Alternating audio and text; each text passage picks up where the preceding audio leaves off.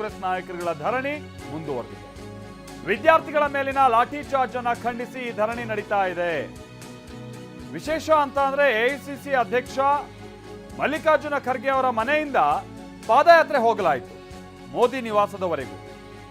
Rally ಮುಖೇನವಾಗಿ ಬಂದು ಧರಣಿಯನ್ನ ನಡೆಸ್ತಾ ಇದ್ದಾರೆ ಕಾಂಗ್ರೆಸ್ ನಾಯಕರು. ಕಳೆದ 1 ಗಂಟೆಯಿಂದನೂ ಕೂಡ ಕೈ ನಾಯಕರ ಧರಣಿ ಮುಂದುವರೆದಿದೆ. ಪ್ರಧಾನಿ ನರೇಂದ್ರ ಮೋದಿ ಮನೆ ಮುಂದೆ ಭಾರೀ ಹೈಡ್ರಾಮಾ ಉಂಟಾಗ್ತಾ ಇದೆ.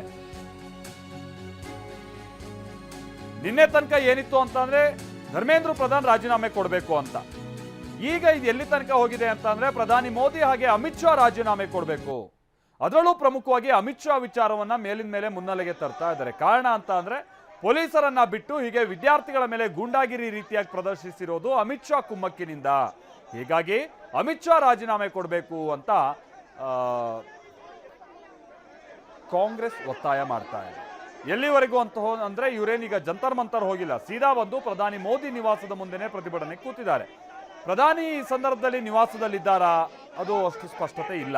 ಯಾಕಂದ್ರೆ ಹೇಳಿ ಕೇಳಿ ಸಂಸತ್ ಅಧಿವೇಶನ ನಡೀತಾ ಇರುವಂತಹ ಕಾರಣಕ್ಕಾಗಿ ಬಹುತೇಕ ಎಲ್ಲ ನಾಯಕರುಗಳು ಸಂಸದರುಗಳು ಪ್ರಧಾನಿ ಆದಿಯಾಗಿ ಸಂಸತ್ನಲ್ಲಿರಬಹುದು ಅಂತ ಕಾಣಿಸುತ್ತೆ, ಲೋಕಸಭೆಯಲ್ಲಿರ್ಬೋದು ಅಂತ ಹೇಳ್ಕೊಂಡು.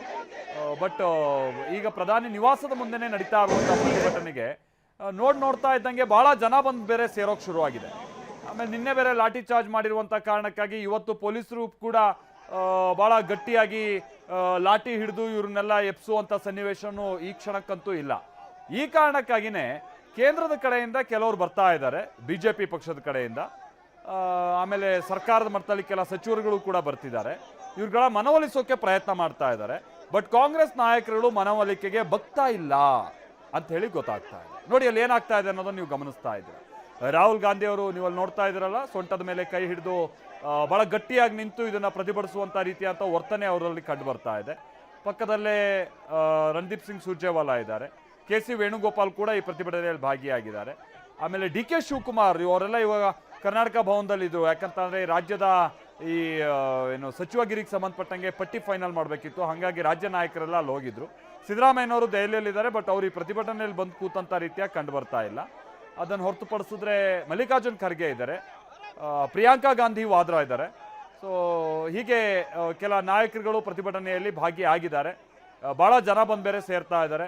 ನುಗ್ಗಲು ಉಂಟಾಗ್ತಾ ಇದೆ, ದೊಡ್ಡ ಹೈಡ್ರಾಮಕ್ಕೆ ಕಾರಣ ಆಗ್ತಾ ಇದೆ. ಪ್ರಧಾನಿ